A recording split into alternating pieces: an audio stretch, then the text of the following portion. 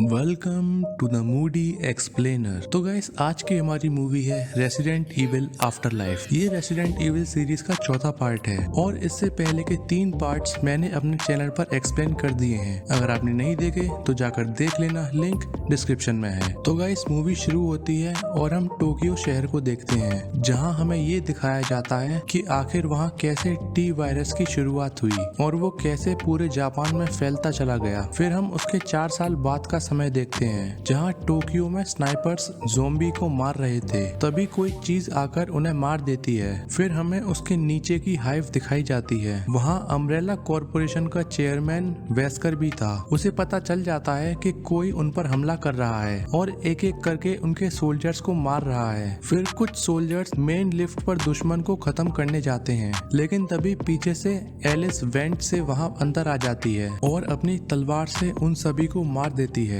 तभी और सोल्जर्स आकर उस पर बंदूक तान देते हैं, लेकिन एलिस अपनी साइकिक पावर्स का इस्तेमाल करके उन सभी को भी मार देती है। तभी एक सोल्जर पीछे से एलिस को गोली मार देता है, जिससे उसकी मृत्यु हो जाती है। असल में वो एक क्लोन थी और उसके बाद 3 और क्लोन्स आकर उन सभी सोल्जर्स को मार देते हैं। दूसरी तरफ वेस्कर ये सब एक कैमरे से देख रहा था। फिर वो सभी दरवाजे सील करवा देता है, लेकिन क्लोन्स फिर भी आगे बढ़ रहे थे और सीधा नीचे आने के लिए वो ऊपर से ही कूद जाते हैं, जिसमें से एक काउंटर फायरिंग में मारी जाती है और दूसरी को वेस्कर मार देता है। लेकिन अब भी कई सारे क्लोन्स मौजूद थे, इसीलिए वेस्कर वहां से निकलने की कोशिश करता है, लेकिन क्लोन्स उसके पीछे आ जाते हैं और उस पर फायरिंग करना शुरू करते हैं। लेकिन वेस्कर का हेलीकॉप्टर बुलेट प्रूफ था, इसीलिए उसे कुछ नहीं होता और वहां से निकल जाता है। वहां से निकलते ही वेस्कर पूरी फैसिलिटी को सेल्फ डिस्ट्रक्ट करके उड़ा देता है, जिसमें सारे क्लोन्स मारे जाते हैं और साथ ही पूरा टोक्यो शहर भी बर्बाद हो जाता है। लेकिन उसमें से असली एलिस हेलीकॉप्टर में चढ़ गई थी और वो वेस्कर पर बंदूक तान देती है। लेकिन तभी वेस्कर उसे एक सीरम इंजेक्ट कर देता है और बताता है कि ये सीरम तुम्हारे अंदर के टी सेल्स को नष्ट कर देगा और उसकी सारी अनोखी शक्तियां छीन लेगा। फिर एलिस उसे मारने की कोशिश करती है, लेकिन वेस्कर उस पर काफी भारी पड़ रहा था और वो एलिस को जान से मारने ही वाला होता है कि तभी वो हेलीकॉप्टर एक पहाड़ से टकराकर क्रैश हो जाता है, जिसमें वेस्कर तो मर जाता है लेकिन एलिस बच जाती है। उस घटना के 6 महीने बाद एलिस एक प्लेन से अलास्का की तरफ जाती है, जहां पिछली मूवी में क्लेयर और बाकी सब गए थे।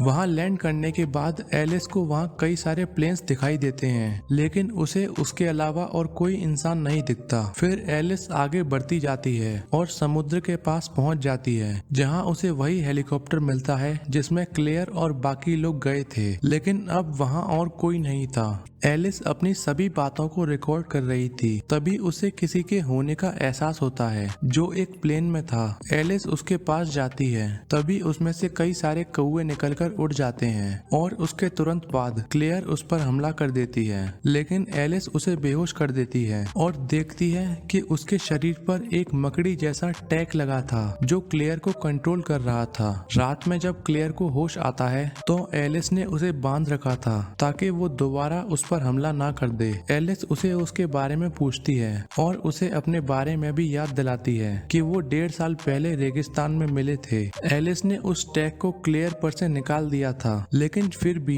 क्लेयर को कुछ याद नहीं आ रहा था, मानो जैसे उसकी पूरी याददाश्त ही जा चुकी थी। अगले दिन एलिस क्लेयर को लेकर अपने साथ प्लेन से जीवन की तलाश में निकल पड़ती है। दूसरी तरफ हम देखते हैं कि कोई उन पर नजर रखे हुए था। वो दोनों प्लेन से होते हुए लॉस एंजलिस पहुंच जाती हैं, जो कि पूरी तरह से तबाह हो चुका था। तभी एलिस को एक बिल्डिंग पर 4 लोग दिखते हैं जो वहां फंसे हुए थे, क्योंकि उनकी बिल्डिंग के चारों तरफ कई सारे ज़ॉम्बीज थे। एलिस उस प्लेन को बिल्डिंग पर लैंड कराने की कोशिश करती है, जिसमें पहले वो नहीं करा पाती, लेकिन दूसरी बार में वो उसे लैंड करा देती है। वो प्लेन नीचे गिरने ही वाला था कि तभी वो लोग उसे पीछे से खींच लेते हैं। फिर वो अपना नाम एक दूसरे को बताते हैं, जिनमें से एक था लूथर और एक बेनेट। उन्हें लगता था कि एलिस उन्हें बचाने आई है और वो उन्हें आर्केडिया ले जाएगी। फिर वो उन्हें एक शिप दिखाते हैं जो वहाँ से काफी दूर था और वही था आर्केडिया। एलिस को लगता था कि आर्केडिया एलिस का एक शहर है जो महफूज है, लेकिन असल में वो एक शिप है। फिर वो उसके बारे में क्लेयर को बताती है। तभी क्लेयर को कुछ विजन्स आते हैं जिसमें कुछ लोग उसी शिप में उन्हें अलास्का में मिले थे, लेकिन उसे नहीं पता था कि वो कौन है। रात में लूथर एलिस को क्रिस्टल से मिलाता है जो सभी के लिए खाना बना रही थी। वो सभी लोग जो वहाँ थे वो फिल्म लाइन में थे, लेकिन लूथर एक एथलीट था और वो बिल्डिंग जहाँ वो रुके थे वो एक प्रिजन था जहाँ सिर्फ एक ही कैदी बचा था।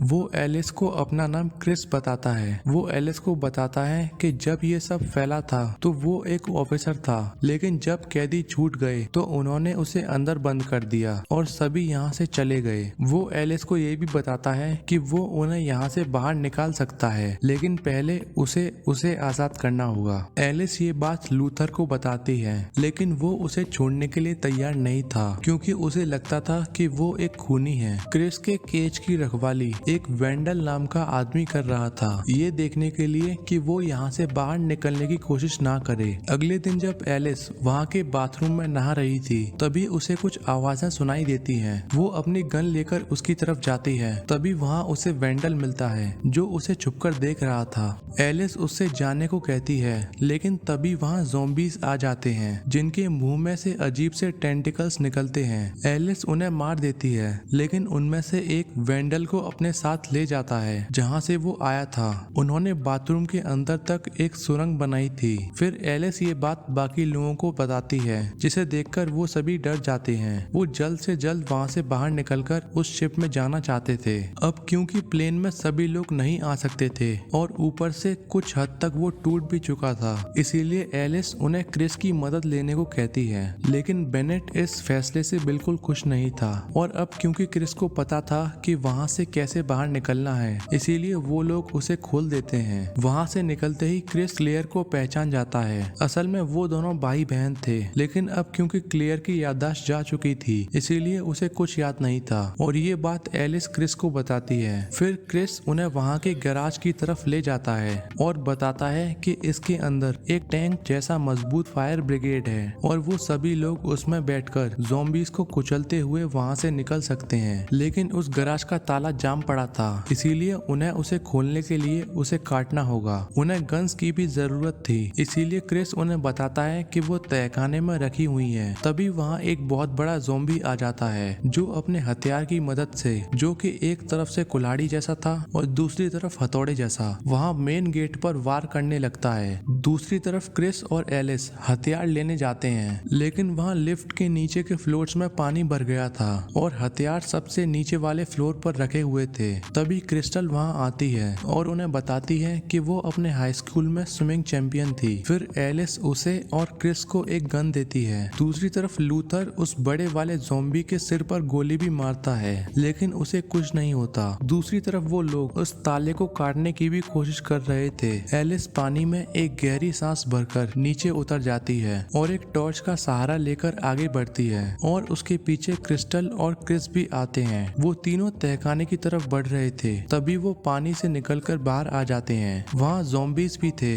जो क्रिस्टल को मार देते हैं। एलिस और क्रिस उन्हें मारने की कोशिश करते हैं, लेकिन वो तादाद में काफी ज्यादा थे, इसीलिए वो भागकर आर्मरी के अंदर चले जाते हैं जहाँ उन्हें कई सारे हथियार मिल जाते हैं। दूसरी तरफ वो मेन गेट काफी कमजोर पड़ रहा था, लेकिन साथ ही में उन्होंने उस गैराज को भी खोल लिया था। उन्हें वहाँ एक टैंकर मिलता है, लेकिन उसका इंजन उसके बाहर निकला पड़ा था, जिसे जोड़ने के लिए उन्हें पूरा हफ्ता लगने वाला था। तभी बेनेट एक आदमी को गोली मार देता है। दूसरी तरफ वो गेट भी टूट जाता है। एलिस और क्रिस वेंट से बाहर आते हैं क्योंकि उनकी दूसरी तरफ कई सारे ज़ॉम्बीज थे। बेनेट ऊपर जाकर अकेला ही प्लेन स्टार्ट करता है और वहाँ से निकल जाता है। बाकी सभी लोग उसे देखते रह जाते हैं। तभी वहाँ कई सारे ज़ॉम्बीज आ जाते हैं और उन सब पर हमला कर देते हैं। लेकिन वो लोग उन्हें मारते हुए अपने लिए एक रास्ता बनाते हैं और लिफ्ट से नीचे जाने की कोशिश करते हैं। और अब क्योंकि वहाँ पावर नहीं थी इसीलिए एलिस उसे उड़ा देती है और वो सीधी जाकर नीचे पानी में गिर जाती है, जिससे वो सभी सही सलामत नीचे पहुंच जाते हैं। एलिस अब भी ऊपर अकेली थी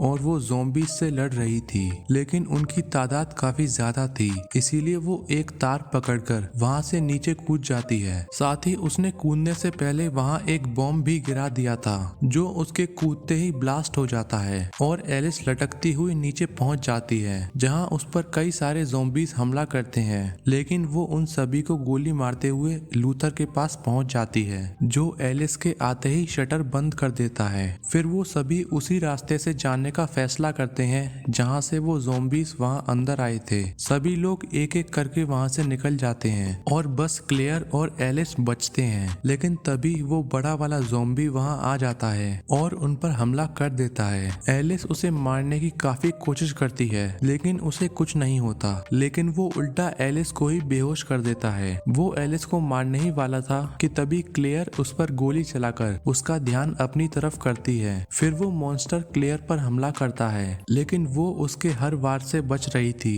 तभी उसे एलिस की शॉटगन दिख जाती है और वो उसे उठाकर मॉन्स्टर के सिर पर चला देती है, जिससे वो गिर जाता है, लेकिन फिर दोबारा उठकर उस पर अपना हथियार फेंकता है, जिससे एलिस क्लेयर को झुकाकर बचा लेती है और फिर उस पर एक और बार शॉटगन से हमला करती है, जिससे उस ज़ॉम्बी का सर उड़ जाता है और वो आखिरकार मर जाता है। उसके बाद वो दोनों भी उसी सुरंग से नीचे जाते हैं। क्लेयर एलिस के आगे चल रही थी, तभी आगे उन्हें लूथर मिल जाता है, जो उन्हें शांत रहने को कहता है क्योंकि उनके आसपास ज़ॉम्बीज़ थे। फिर एलिस, क्लेयर और क्रिस वहां से बचकर निकल जाते हैं, लेकिन लूथर को ज़ॉम्बी अपने साथ पकड़कर ले जाता है। उसके बाद वो तीनों वहां से आगे बढ़ते हैं और फिर एक बोट की मदद से आर्केडिया तक पहुंच जाते हैं। जब वो तीनों उसके ऊपर जाते हैं तो उन्हें वही प्लेन दिखता है जिसमें से बेनेट वहां आया था, लेकिन वो क्रैश हो चुका था और खुद बेनेट भी वहां नहीं था। और तो और उन्हें वहां और कोई भी नहीं मिलता।